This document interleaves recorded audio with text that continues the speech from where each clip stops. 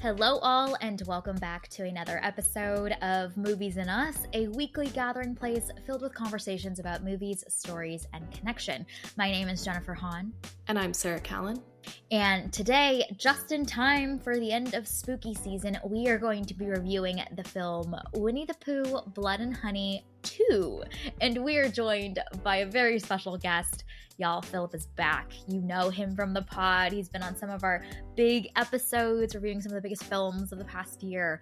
And arguably, this is going to be one of our most fun discussions episodes ever. So, Philip, do you want to introduce yourself?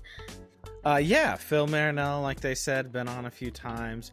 Got a great episode in the can for my show with Jen and Sarah as well.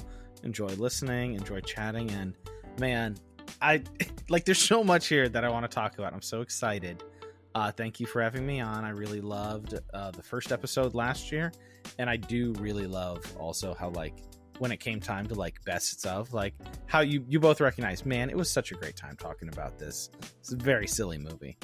Very silly. Such good fun. We've been scheming to get to review this movie together, and what better time than spooky season this year. So I'm sure this is going to be a fun hang, y'all.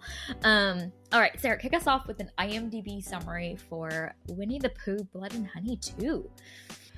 Not wanting to live in the shadows any longer, Winnie the Pooh, Piglet, Owl, and Tigger take their fight to the town of Ashdown, leaving a bloody trail of death and mayhem in their wake. Okay, let's start off with our one-sentence summaries for this movie. This should be a good time. Philip, as our guest, do you want to share what your one-sentence summary is? Sure. More Killer Pooh than a late-night Taco Bell run. Oh, well done. Wow, I think that might be one of my favorite one-sentence summaries we've ever had. Probably can't put that on a shirt. That's incredible. Yes. Yeah. I was like, where is this going? You were halfway through it, and then we took a whole left turn. That was well done. Well played. Sarah, what is your one-sentence summary for this one? Mine is, some friendships are forever. Nice. Yeah, gang's all here. Mm-hmm. Gang's all here. My one-sentence summary is one of my longer ones, but Star Wars adjacent family drama, meta commentary on media exploitation, and too much science wrapped up in a sopping wet Christopher Robin sob story that I didn't want or need. Oh, wow. Shoot. Okay, came out strong. Really stretching the definitions of a one sentence there. But... It takes up 3 whole lines in my notes app. Okay. Well, let's dive in. Let's share some of our thoughts about this film. We'll keep our thoughts at a high level in this section, and then we will quickly give a spoiler and have full free range to dive into all of the events that unfold in this movie. All right, Philip, as our guest, share some of your thoughts about the sequel in this little Pooh universe that is slowly being built out here. It's gonna be one now. Yes. It's gonna be one now. 2026. There are a few little Let's go. things in there, and I think next year there's something comes out. But okay, so I didn't go back and re-listen to Winnie the Pooh Blood and Honey episode that you guys did, but I've listened to you guys for a while, but I haven't listened to all of them. I went back just to verify.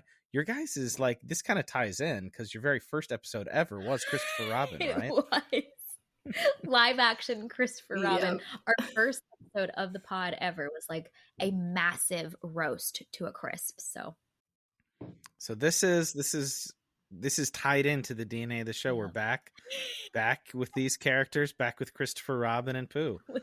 Here for Halloween 2024.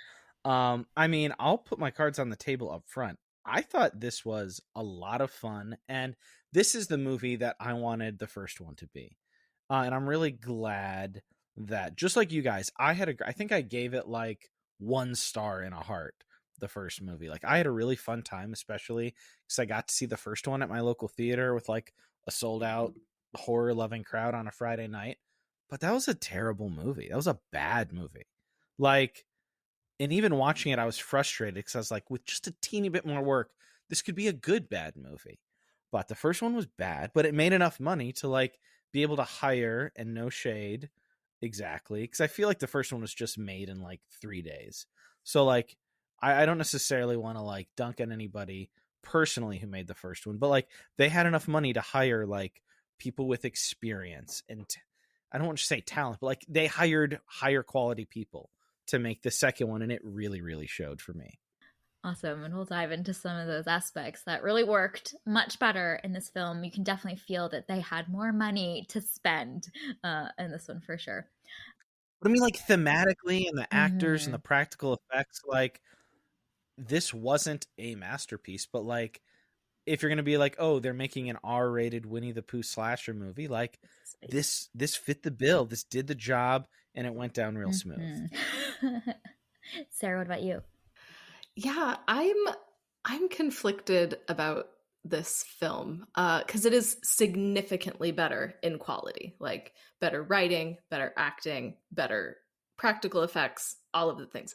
Much better. They hired somebody who knew how to light a scene. Gosh. There was actual lighting that was intentional. Yes, it is a miracle that we can see what's going on the screen.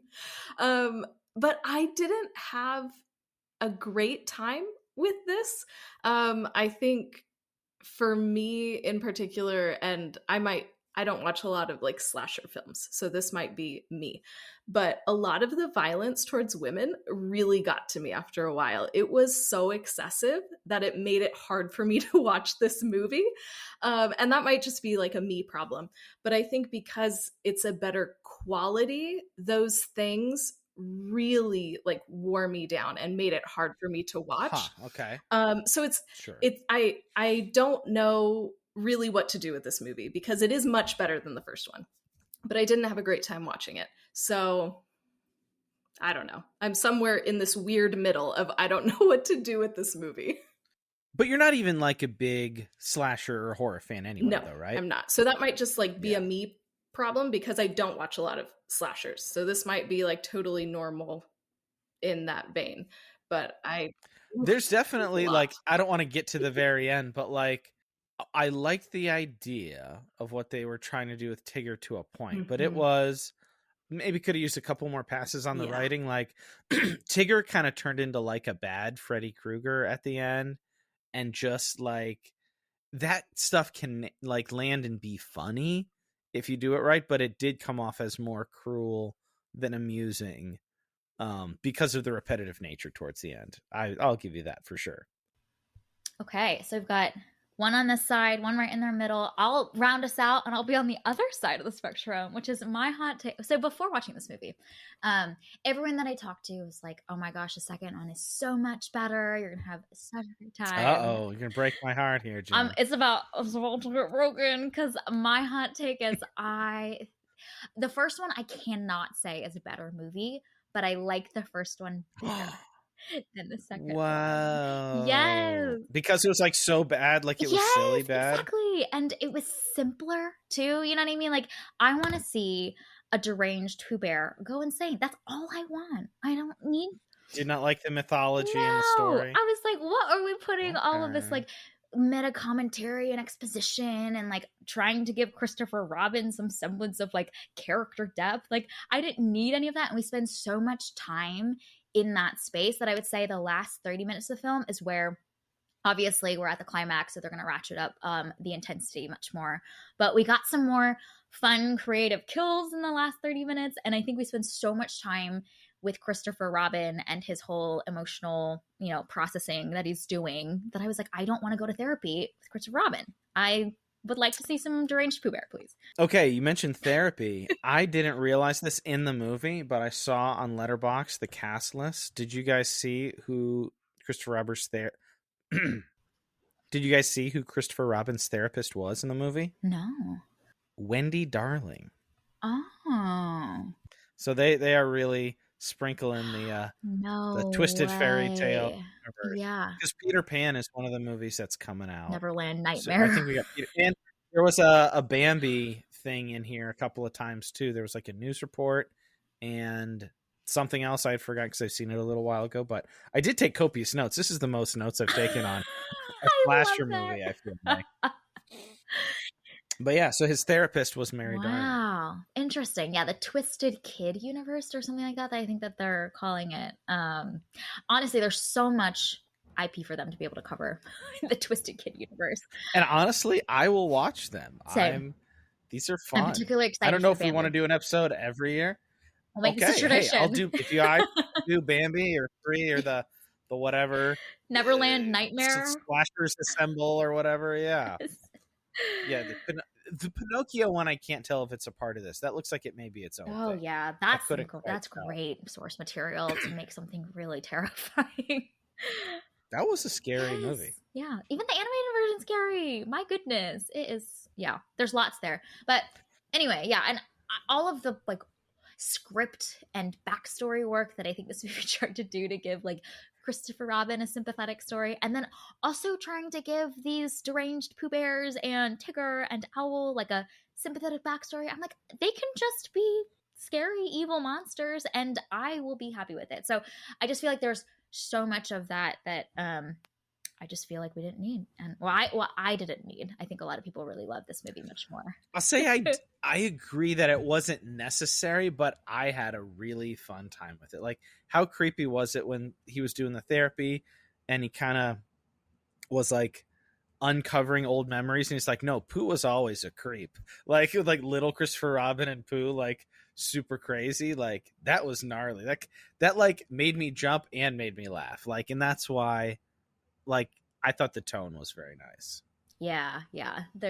I loved some of the segments, and there's some things in here too that I think they could have leaned into more that would have made it really fun. But okay, let's give a spoiler. If you haven't seen Winnie the Pooh, Blood and Honey 2, it's a great time. Go watch the first one, go watch the second one, and come back and listen to the rest of our conversation, because we're about to dive into all the different kills, all the different plot points, and the different characters in this movie.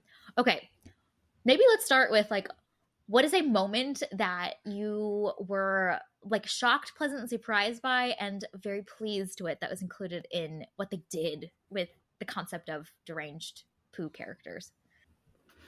I mean, I just want to give a shout out to Owl, who is so terrifying. Like, oh my gosh, Yeah. Owl is the thing of nightmares. So they absolutely definitely the most like lethal one of the group. I was so terrified of Owl.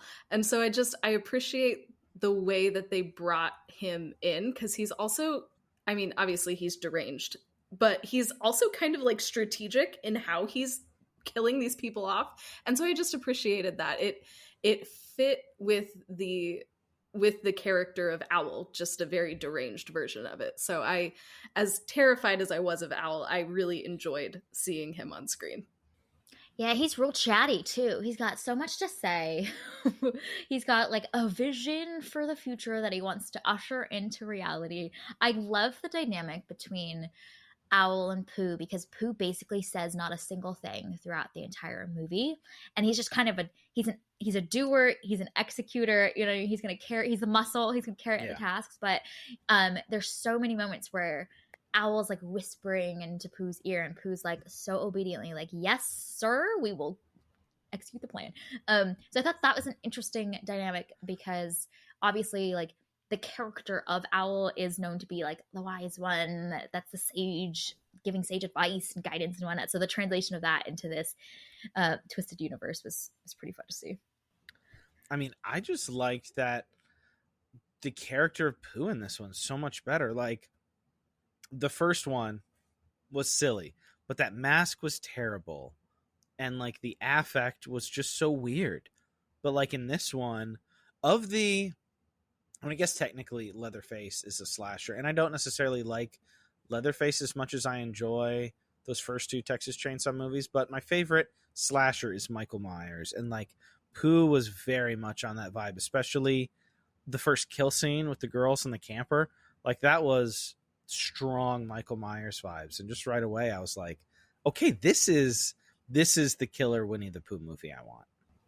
Yeah, his little outfit cracks me up. You know, like this movie definitely indulges in the silhouettes for these characters, which I thought was really fun. Like we get a lot of silhouettes with Owl as he lands into, you know, some new environment that he's about to wreak some havoc in. But we also get so many of the silhouettes of Pooh too, and there's some really great ones I think that are shot throughout this movie. And that opening sequence is pretty strong. We definitely that was a good one.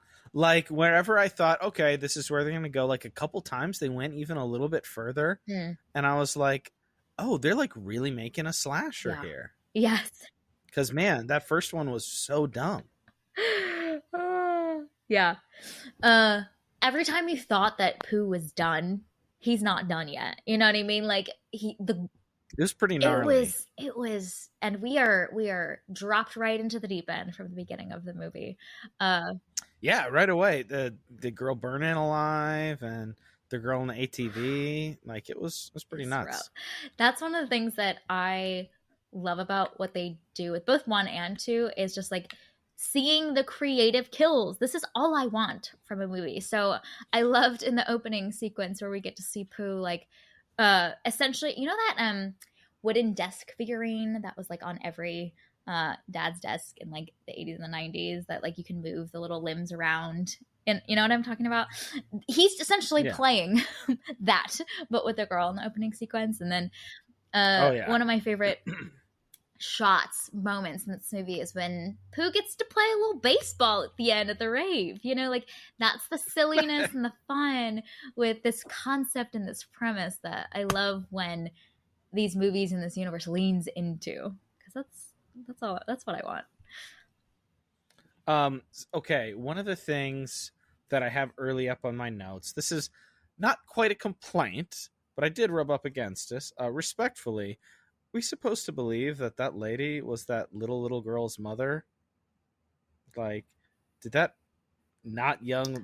pretty old lady just have that, like, 4-year-old girl? Is that what we're supposed to believe? Oh, with all due respect?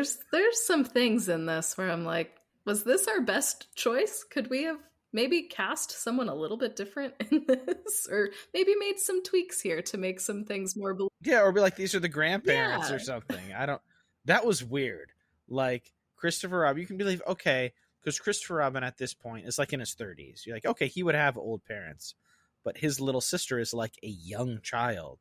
And these elderly people are her parents? Okay, maybe. I don't know. Yeah, that I also had that question. And what was the point of the child? I mean, I guess to get Christopher Robin to go and fight Pooh to try and get the small child back. But I don't know, man. Clearing your name, trying to save your friends, like that feels like enough of a motivation. I don't feel like we needed to add a small child into this as motivation for him. It was cheap, but I didn't really feel emotionally tied to any of the deaths in the movie, but like you really didn't want that small child to get killed. And you're like, I believe that this movie would do that. So I feel like that's really kind of the power that it had. Yeah, there's that scene in the first third where Christopher Robin promises, as all movie characters do, that nothing's going to happen to her. And I was like, oh no.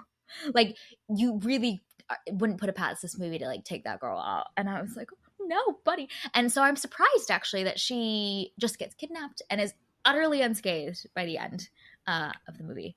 That was surprising to me. I thought that they were to take her out. Yeah, in the house, I also remember I wrote down, like, I laughed hard when they opened up the dishwasher with the knives upside down. I was like, okay, there we go. This is going to be a set piece. Who does that? This is my question. Also, who washes those kind of knives in the dishwasher, for one? But who does it upside down? And you have to towel your nice knives off immediately to get them dry so they don't rust. Well, and like, yeah, these are like your crazy sharp kitchen knives in the dishwasher upside down. I was like, okay, well, this is going to come into play. Better kitchen etiquette would have saved her life. I'm saying, like, if you were the mom in this situation, either it's your husband or it's your son who has loaded the dishwasher knives up, and this is a red flag. This is a cry for help. There is something wrong with this individual who is loading the dishwasher with the knives up. and you need to have an intervention. At the very least, you need to fix how the dishwasher is arranged and then go have an intervention, because this is not okay. Some of the other creative kills that we liked or that we saw coming, perhaps. I enjoyed the introduction of Tigger. That was very, very, very silly. Loved it. But when the the authorities came in, okay, this is another. I liked what they were trying to do with Tigger, and he had a couple moments that really landed. But I also, did you guys have a little bit of trouble in the rave scene? Like, the character designs of Pooh and Tigger were not terribly differentiated. Yes. Like, I guess Tigger has a digital tail behind him somewhere, but like, if you just are straight on looking at them, I was like, is this Pooh or Tigger? Like, I couldn't tell a few times. So I was like, oh, I guess that's Tigger. I had that exact thought. I was like, I actually didn't realize it was Tigger until there was a like much more close-up shot of his face and you know, all of that. Because the little ears are like nearly the same size in the same placement. You know what I mean? We don't even get a silhouette. So I loved the Tigger sequence, though. I think that was my favorite part of the entire movie. But the intro, when somebody says like "F it, let's bounce," and he goes, "That's my line," and like, that's just so silly and so funny, and like that's what I want out of these movies. Like, yes. That was a really well executed moment. Well, then he's also like, "Eeny, meeny, miny, like mo." if you saw that in a theater, like if you saw that in a big theater, that would be like an applause break. Yes, and I wished for more here, but I guess I'll appreciate what I got, which is that all of the characters show up in the world and take their prey out in character, which I really loved. Like, we get to see that Tigger's got this like frenetic energy. He's incredibly maniacal in the way that he kills, which is very different from Pooh. He's a lot more straightforward, and he's going to take him out quickly. And so I thought that was fascinating, because you see Tigger like digging his claws essentially into these women, and that seems fitting for who he is as a character. He's got jokes too, you know what I mean? Like, he's got a fun little line he likes to deliver before he takes you out, and Pooh's just silently he's just doing his thing. So I wanted more of that, to be honest, but we get a little bit of it. Well, it's kind of because, like I said, Pooh in the beginning and then in a few parts had a lot of Michael Myers vibe, and Tigger really had a Freddy Krueger vibe. And I'm trying to think now, oh, did Owl have it? Like, Owl wasn't really a good one-to-one, but I just realized that it's kind of fun that they did both of those characters, because like Tigger was trying to throw out taglines to the people he was killing at the rave, and one of them made me chuckle a little bit, but I was like, now he's just calling these women names, and like, it's not even like clever or funny.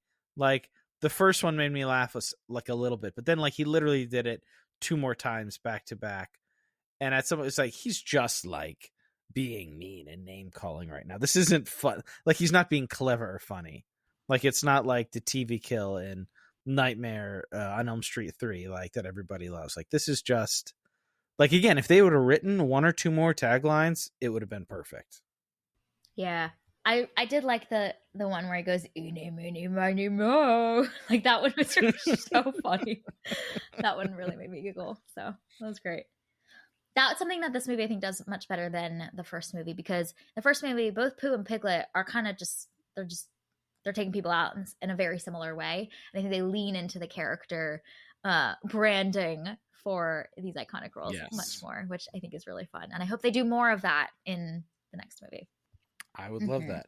Another thing I rubbed up against, might be a little bit of a weird question, but now I've called it out.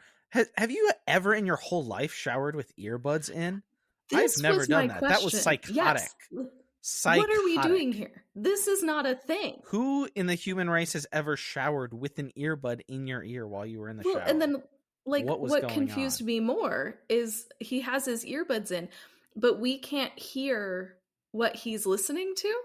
So then what's the point of the earbuds? It wasn't to set the mood. What are we doing? Is he just a And then he puts it on the fridge. He puts it on the top of the fridge after he walks out, like, as he walks outside. I was like, this guy really deserves it. Like, I don't remember if I was like, this guy's a dummy. Yeah, you shower with earbuds, look out.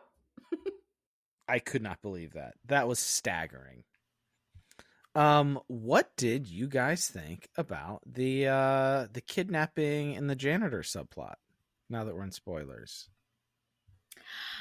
I feel like I gave it away in my 1 sentence summary, but I didn't need it. I hated it. I was like, this just feels like it's up its own ass. You know what I mean? Like, we don't care. I don't care.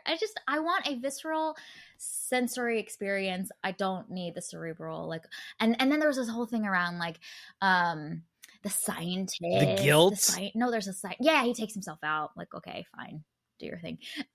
We could have replaced that kill. We could have replaced that kill with a Pooh Bear kill. Come on, that's what I'm here for. But then there's this whole thing with like the scientist and the animal genes and genetic mutation thing, and I'm like, again, we don't need to think that hard in this movie. I'm just here for the vibes. I did not mind like the childhood trauma therapy stuff, but like the experimentation with like children's genetics are malleable and we're going to try to make human animal hybrids. For what reason? Why would you even do that? That was a little bit much. But the biggest spoiler of them all, if we didn't have that, then we couldn't have the biggest reveal at the end that Winnie the Pooh and Christopher Robin are brothers. Yeah. What did you guys think about that? It's like, Billy? It's like, what did you think that would happen? Like, you would say his name and that would speak life over him and he would come to his, like, he's a deranged Pooh Bear. Honestly, that's fine. This, like, for me, the movie was working. And at the point where, like, they cut to the picture, like, tears didn't start rolling, but it got me. I was like, oh, wow. Like, I'm feeling a little bit here in this Winnie the Pooh slasher. It wasn't like a 10 out of 10 slam dunk, but I was like, I love that. It kind of got me for a second. I love that. You have more of a heart than me. That's wonderful. Well, I love genre. Like, I feel like with a genre thing, you have to buy into it or not. Because this is like super melodramatic and super, super like big and broad. And if you're not into it, you're like, this is silly. Yeah. Sarah, what did you think about the brotherhood drama? Yeah, it's just silly. I'm like, I don't know that we needed this, but all right, we're going here. Let's just be along for the ride. We can have another sibling that we didn't know about. That's cool. And now we feel some sort of feelings about the sibling. Okay, that's fine. Like, but it's also wasn't his parents' fault that he got kidnapped and he shoved his mom's face in the poorly. Yes. Man, just drop that sentence there. Friggin' whatever in the dishwasher, the knives in the dish. Like, I can see why he'd be like, "Oh, why didn't you save me?" But like, his parents couldn't have saved him. Yeah, and I mean, he's been deranged Pooh Bear for a long time. Like, Billy has kind of stopped existing, probably, and we don't know. Like, I don't know if this whole like regeneration thing that is also teased out in this, like, do they lose more of themselves every time they regenerate and then become more and more of the deranged animal that they are? So we don't know how many times, and I mean, that could be speculation, but that's my own headcanon. So like, we don't know how many times he's maybe regenerated and maybe has lost his humanity over time, you know? So like, Billy is gone either way. Like, it's hard with these movies because like you want to dive, like if you start asking questions, they can kind of fall apart.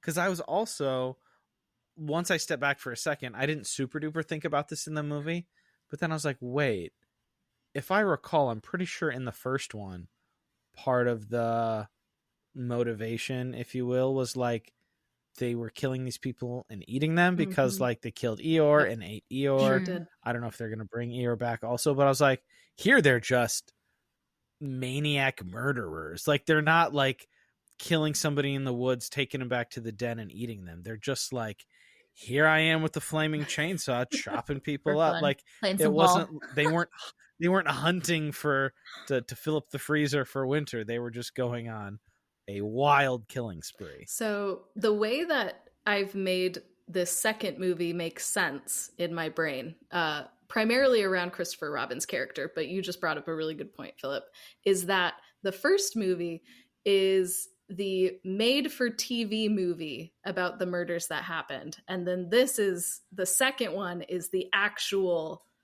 universe that exists. Because okay, I was struggling with the Christopher Robin stuff because I was like, no, he sucks. In that first movie, people died because of him. He is a villain in the first movie. True. I don't want to root for this dude. But if that is just the made-for-TV version of it, then I can accept maybe this Christopher Robin, who is trying to grow and trying to become a better person. I'm a little bit more ready to accept that.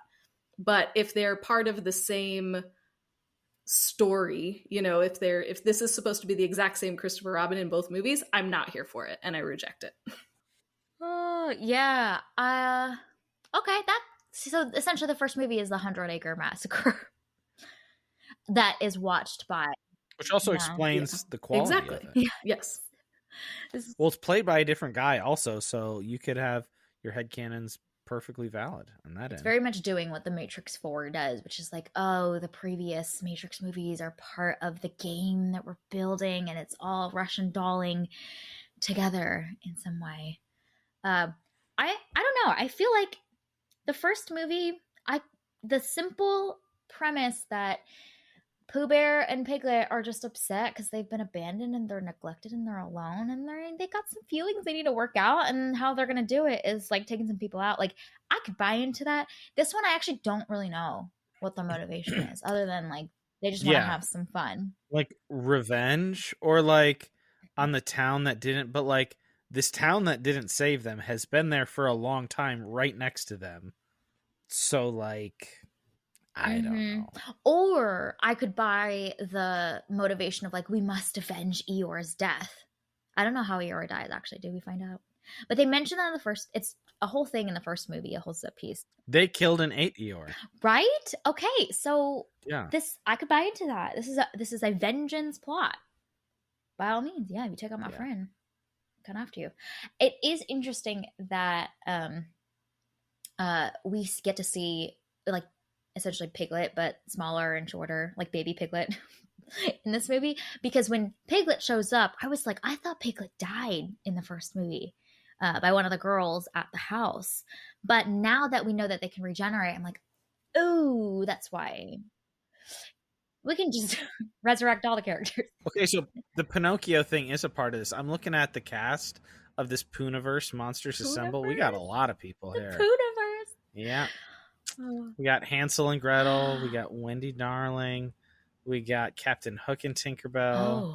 We got Sleeping Beauty. Oh, yeah. We got Pinocchio, the Mad Hatter. We got all sorts of people. Oh, my. Yeah. What is that movie going to even be? Right. Like, because, okay, another note I had, at the end of this movie, how many people are left in this town alive? Like, this was a small town. Most of the young adults were at that rave. Plenty of the elders had been killed as well. So, like, does this town have, like, 20 people left alive? They're not going to survive the Poohniverse Monsters Assemble, if that's the case. Yeah, the monsters have taken over, is basically what it is. That's their town now. It's their turf. Humans, you better leave. My big question was, why? I don't know a small town that has raves of that size and scale, to be honest. Like, that was well, I think that whole part of, because like they had that pre-scene before it where they're like, oh, we're gonna have a party. Like, I think that was like a big event for them. Oh, I see. Like, everybody from all of the district high schools all come out and colleges all come out. Okay, well, their whole young generation is out, so it's Bunny's generation now that's gonna grow up. Pretty much. Yeah, there's Bunny herself. Like, well, and that's some of that is a budget thing too. But it's funny because like small town, and then the one scene with like, oh, here's all the extras. Just about everyone dies. Yes. Even that one girl is like, oh man, it's like, is she gonna be like? I know this is about Christopher Robin and Bunny, but like, is she gonna be a final girl? Like, no, it's pretty rough stuff. These people died pretty brutally. Yeah. I guess Lexi's still alive as well. So we've got Christopher Robin. Lexi's in all the future stuff She too. is. Okay. She's in 3 in the Poohniverse, and I think even in one of the other ones. But yeah. I loved the moment where Lexi is trying to explain and like help Christopher Robin process the fact that he killed Pooh by saying, "It's not Pooh. It's Pooh. It's not Billy anymore." And she's like trying to like help him process his guilt. I'm like, is this a real conversation we're having right now? Yep, we are. I don't remember this hard in my head, but I have the note. The wild jump cut when they went to the rave was, I guess, right after I wrote Bear Trap Baseball. Did he like? I love the Bear Trap Baseball. That's my favorite. What? I was like, what was that scene? Remind me. What did that happen again? They literally first moment when Pooh and Tigger show up at the rave, they bear claw a girl's face and just play some ball. Well, and it's this hard cut because Christopher is just mourning the death of his parents, and then it's a hard cut to the rave, and like suddenly we're there. That's and it's so jarring. Like I made a note of that too. I was like, we're really going from this deep emotional, well, what's supposed to be a deep emotional moment I hated that moment. The rave. I hated that moment. I mean, I know, once again, like this movie is so centered on Christopher Robin, but I'm like, I don't want to think about the fact that this poor boy has watched his mother dies in such a ghastly way. Like, I don't want with a face full of knives. I don't want to. A literal face full of knives. Yeah, like let's not direct my thoughts there. Let's just have some fun, you know. The flaming chainsaw. Can we talk about that? That was a lot of fun. Cool. And I almost wish they wouldn't have ruined that in the posters. Like, there's the posters and the toys and all that. Like, I wasn't exactly waiting for it, but then when he came out with the chainsaw and like there was like the gasoline, and I was like, oh. And like it literally, they didn't even try to make it make sense. Like, here's why it's a flaming chainsaw. They're just like, wouldn't this be cool? Chainsaw touches fire. It's now a flaming chainsaw forever. I love it. I'm like, okay, that's fine with me. Yeah, it looks cool, so I'm not asking questions. Yeah, we love it. We love a flaming chainsaw. It's great. Let's go. Mm-hmm. One of the other visual set pieces that I love it happens and it's so short, and I wish they would have like teased me a little bit more with it, is the whole Lexi and Freddie with a toy car roaming through the house, and we get to see Pooh from the perspective of this toy car. Like, that would have been so fun to like stretch out a little bit longer and like play up for the tension. Pooh quickly squashes the car, like immediately. I think it's like, it makes it about, 20 seconds before it's out. But I loved that set piece. I thought it was so fun and creative, and just a little longer. Tease me a little bit more with it, Well, because that could have been having the feeling, because the first one I feel like was kind of going for a little bit of a home invasion type thing, because they were like in an Airbnb or whatever, and I like that vibe a lot. Like, those are like really creepy vibes. Like a good home invasion, like those really kind of get under your skin, and that would have been nice to have that a little bit more, because other than feeling like Bunny was in danger, there wasn't a whole lot of actual suspense. Like, there's a lot of things that made me chuckle or smile or go, wow, like that's an interesting choice. And always comparing it to the first one, I go, like, I'm glad they're doing stuff, but other than potential danger to Bunny, like I didn't really feel any suspense. Yeah, agreed. And it could have like just like leaned into like, just take the time, stretch it out a little bit more, have it be quiet, and all you hear is this little toy car roaming around, and we see some more silhouettes of Pooh looming in the distance, but we're moving right along. I think it's also happening. Or a better soundtrack. If it had a good, like, some people mock the Halloween soundtrack, but I think it's incredible. Like, one of the main strengths of Halloween is the music, especially the first one. Like, and I feel like if they put a little bit of time and effort into even doing, like, I mean, honestly, with Pooh, Tigger, and Owl, you could have like good themes for each one, and I feel like Owl maybe had something like that, because there was something where you're like, oh, like this is Owl's about to come. Yeah. But like, I feel like if they'd have done a little bit more musical work, that could have been extremely effective. Fun. I like that a lot. Maybe we'll get that for 3. And So Piglet's back, and we're adding Rabbit for 3. It looks like. Oh my! Oh no! That'll be fun. But that's the thing that, like, if we're gonna do this premise, there's so much like big colorful personalities in these characters from the original that like they can lean into and play up and twist in all of the fun ways. That the music is a great point, Philip, around like being able to lean into that character branding that this franchise is known for. Yeah, Pooh's one line that made me chuckle a little bit too. I feel like if I saw that in a theater, that maybe would have gotten an applause. Maybe not a huge one. Tigger, I feel like would have brought the house down. Yes. But when you finally got to Oh Bother, I was like, okay, that's pretty good. It was funny. Pretty good. Uh-huh. I wonder what Rabbit's... what they're going to do with Rabbit. Rabbit's kind of a lot in the original, like, books, the animated ones, you know? Yeah. Kind of like a control freak. Yeah. Rabbit's a little annoying. I remember that my childhood memories are just like, I didn't really like Rabbit.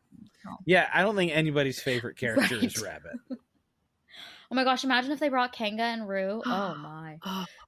That's what I was saying. I don't think they are right now, but I was like, oh, that would be weird. Especially if they have Roo. Imagine a little deranged Roo. I was like, maybe don't do that. So fun.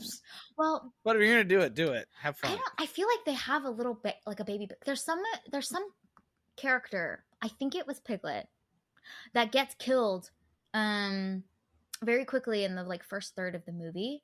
I think it's with the men in the forest, I believe.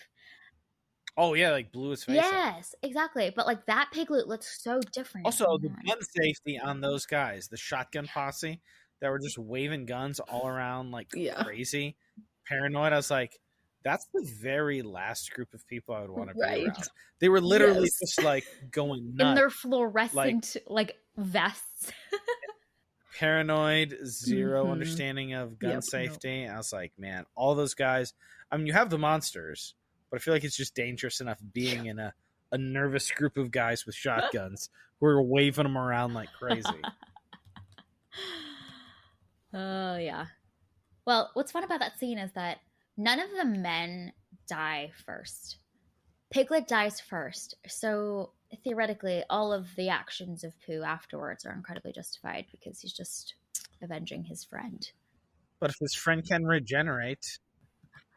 But if they can regenerate, that will be interesting to see how they do that. Yeah, I don't need deep mythology, but the therapy for Christopher Robin, I didn't mind. Okay. And, like, that Winnie the Pooh is his brother, like, you don't need it, but, like, that's a classic, I feel like, slasher genre trope. Yeah, exactly. But my question is, because now we know that they can regenerate. So how do you defeat them? What is their weakness? Yeah. Because that's part of what's interesting to me. Can get old. Like, how do you take them out? Also, I have questions about Christopher Robin because it's clearly stated in this research that he's listening to that they can regenerate. And he does not receive that information into his person. And I'm like, how did you pass school to become a doctor if you can't retain important information like this? What are we doing? And you didn't even like dig into the research more once it said that they can't regenerate to figure out how to defeat them. So you're just going into this with like 3 bullets and then you find, I don't know, whatever, an axe to take Pooh out. Like, what are we doing, Christopher Robin? This is, you are not the hero that we need to take them out. So hopefully Christopher Robin, I don't know, learns a few things about this research and maybe takes some self-defense classes between the second and the third films so that he'll be better equipped for these monsters. That would be funny. He turns into like the Jamie Lee Curtis character from like the new trilogy where he's like a prepper. Yeah, exactly. And like wanting to take out Pooh, but also Pooh's his brother. Yeah. I'm really curious to see what the vibes are going to be like going into the next whatever slew of movies. The moment where I was done with Christopher Robin was when Homeboy goes through, you know, hypnotherapy, like reaches back into his memories and sees the janitor, and then feels that that is enough legal justification to reopen up the whole investigation. Yes. He's making some bold claims. I was like, my dude, you're relying on some hypnotherapy and some vague memories from when you were like turning 7 or age, and you're making some large claims here, man. And then he breaks into this dude's house. He and does. He threatens to kill the dude, and I'm like, we're committing crimes to try and solve this crime that happened, and you're just basing it off of while trying to like clear your own name of everybody thinking that you're a murderer. I'll show you I'm not a murderer. I'm going to break into this guy's house and kill him. Like, that's the only logical thing to do. Yeah. That is how we clear our names. Okay, other big things that you loved, wanted to mention, or had qualms with in this movie? Oh, I did write that down. I guess when he was doing his like Google search, there was like a article about a zombie deer, so a little bit of Bambi. Nice seeding there. Yeah. The crossovers, man, they're really planting fields of seeds. I wonder if Bambi, because ostensibly it would be like Bambi's trying to get revenge on the hunters, and that's not wildly different than a lot of the stuff we've seen in Pooh, so I wonder how much they'll do to like make it distinct. But I am here for this Bambi movie. Like, come on, Bambi. Let's get some revenge. I'm here for it. Yeah, no, these are very silly. These are fun. But they are kind of like, these are also like slasher movies. Like, this is definitely an R-rated slasher, so like it is a fun thing to watch with your friends potentially on spooky season, but like this is like, they go pretty hard in some of these death scenes. Yeah, I think like Sarah mentioned, the extra money in the production design definitely made this harder to watch and swallow, because you can really just see so much more. They're almost like unafraid to light it and put it in front of your face. So I think that was really interesting. I love that there's a dedicated shot of Pooh with his little mask and his baby teeth still sticking out. It just almost felt like there were so many close-ups of Pooh's face in the first movie, and I know online like it got ripped to shreds of how bad it looked. That mask was so bad. So I felt like there was this dedicated shot that was well lit of Pooh's mask, as if the movie was like, we got money now, we heard you, we're making things better. There was like a real big close-up of his face. So I thought that was funny. As far as just funny stuff, I did note at the credits, like after you had the first few people, it was like a wall of raver, and that just really made me laugh. There was like 50 ravers after like you had like a dozen people, and then just raver, like a wall of it. Okay. I'm curious, is there anything that you're excited for or hopeful to see in the Winnie the Pooh Blood and Honey 3 next movie that's set to come out in 2026? What do you want to say? We got Rabbit back. Well, not back, but entering the chat. Details of 3. Yeah, I'm curious to see the new characters. It says plot TBA. Oh, wait a second. Okay, it does say Rabbit, but it does say new characters will be introduced, including Rabbit and the Heffalumps and Woozles. No way. So I'm very excited for that. They're bringing the Heffalumps? Maybe it's like the 100 Acre Wood characters versus the Heffalumps and Woozles, perhaps, because there's not enough humans left. I'm very excited to see whatever Heffalumps and Woozles look like in Blood and Honey 3. Oh, that's awesome. That's very exciting, actually. I was like, I'm actually not that excited. I'm more curious about like Bambi and Pinocchio, but now that I just read Heffalumps and Woozles, my excitement level's back up. Yes, we've got a trio of dynamics and relationships between the humans, the Pooh characters, and the Heffalumps. Where will the loyalties and alliances be built? Maybe that's the weak spot, Sarah, that you were asking about for how we're going to take these characters out. Because we know that maybe the Heffalumps will, because they're maybe magic bad guys. I see. Okay. Yeah. All right. So we can have some unlikely alliances. The humans and the Heffalumps can That's team what up. I'm thinking. The enemy of my enemy. Yeah. All right. I'm here for this. Sarah, anything that you want to see in the sequel? Yeah, I'm just curious what Rabbit is going to be like, and like you, Philip, I'm very excited about this Heffalumps development. I think that's going to be interesting. I'm curious to see how they tie that all in, and then I would really love, like, if Christopher Robin is truly supposed to be our protagonist, I would love for him to be a more competent protagonist, because he's not good at that. Like, he doesn't accomplish anything in this film. So if we're going that route, I need him to be more competent than he is. Otherwise, let's just have some fun, deranged kills, and we can just keep going with that. The other thing that I would actually like is maybe some more sharpened Tigger catchphrases, because I liked the vibe that they were trying to go, because Tigger's chopping up people with claws. It's kind of reminiscent of Freddy Krueger. And then he did say that's my line. That's not quite like, that's funny, but that's not like a tagline or a joke. But like when he was trying to taunt the ravers, like you could tell that they were like trying. But I would love to get like a welcome to prime time level tagline for Tigger in the new one. And then let the internet run with that, you know? Yeah. Let's GIF that, let's meme that. Yes. I love it. I mean, and it can even like mirror a Freddy Krueger kill or someone else. Like, have fun with it. Like, these movies exist because of these other things. Like, it's a riff. So like, be original in your own way, but also like have fun. I don't know. Yes. Do we think that there's any meaning behind the fact that we've got Rabbit in the next movie and we've got Bunny in this movie that has survived? Does it mean anything? Huh. Little recruitment situation going on. I don't know. Is that a coincidence? That seems very intentional. Interesting. I don't know. That'd be fun. Play into that, y'all. Please do. That'd be really kind of deranged, but really interesting. Are we going to have Christopher Robin swerve the completely opposite direction and then become the evil mad scientist and then turn his younger sister into Rabbit? That would be terrible, but it is an option available to this movie.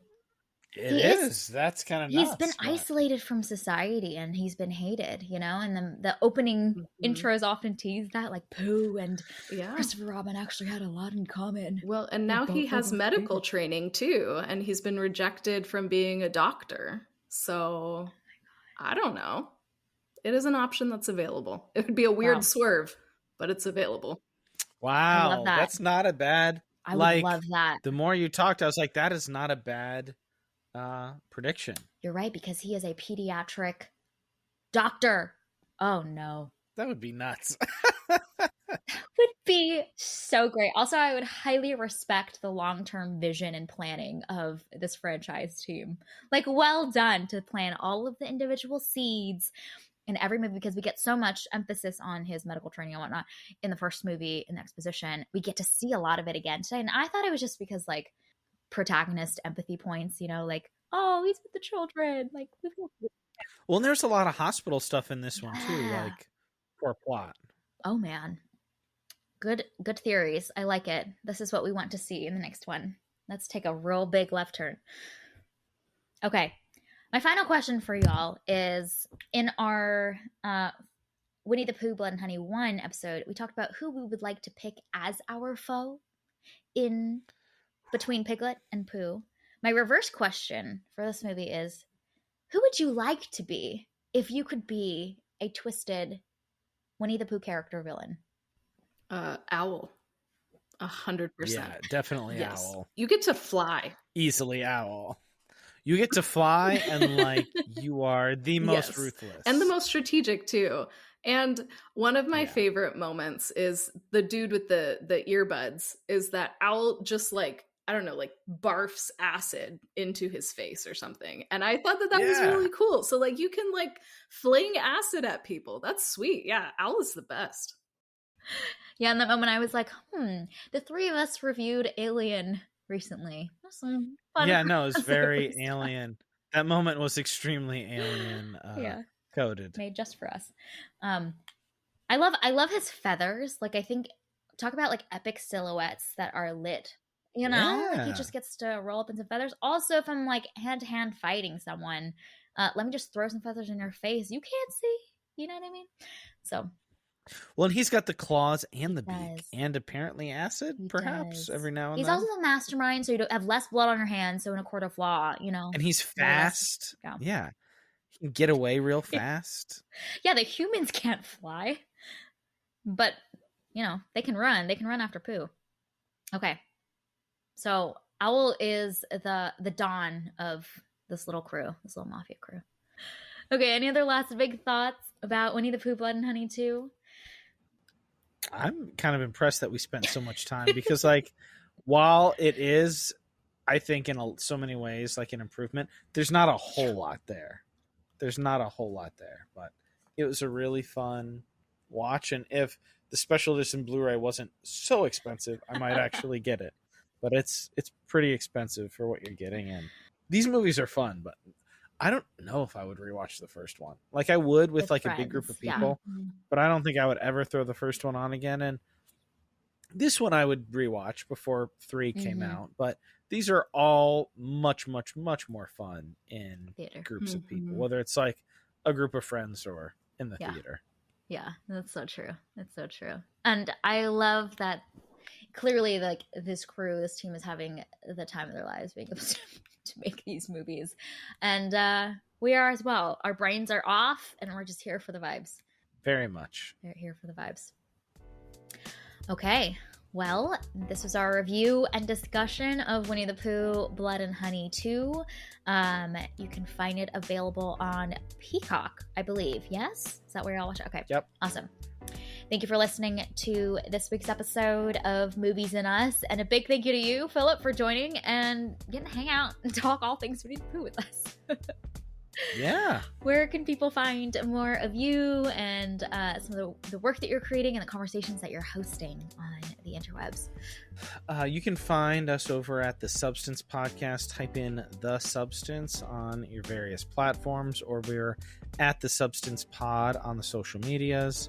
Still on Twitter. Don't know. I mean, still making connections. There are still some sane people left on it, but I'm mostly on Instagram for that. And trying to tease. So this will be out very soon here. We've got trying to get one of my spooky episodes out because I have 2 really good horror movies in the can. I've got Green Room and then a little bit more non-traditional, but I feel like falls in the horror movie, Southern Comfort. So I have both of those in the can. Hoping to get one of those out. But yeah, Substance is faith, culture, films, and got a lot of great stuff in the can. And one of them, like I said, Jen and Sarah came and talked Kogonada's Columbus, which was such a good conversation, such a good movie. So a lot of good stuff on the horizon over at The Substance. Love it. And we will include all of those links and handles and all that info in the show notes. Philip does some really amazing work, and y'all should check him out and go follow. All right. Well, our name, Movies and Ups, sums it up. We're all about movies and the powerful ways we can connect with each other and the world around us. This podcast is about all of us and our shared stories. Everyone is welcome here, and we're so glad you spent time with us today. You can subscribe to this podcast on Spotify, Apple Podcasts, or wherever you tune into your favorite shows. Drop us a rating and review, letting us know your thoughts about Winnie the Pooh, Blood and Honey 2 and what you hope to see in the next movie. You can connect with us on Instagram, Threads, and TikTok at Movies and Us Pod, or you can email us at moviesandUsPod@gmail.com. We will be back next week to discuss and watch the film Casino Royale together. A little bit of a different format than we've done on the pod before, but we're trying some things out and having some good time. So check out Casino Royale watch along episode next. Ooh. Okay, we hope you have an amazing week, and we'll see y'all soon.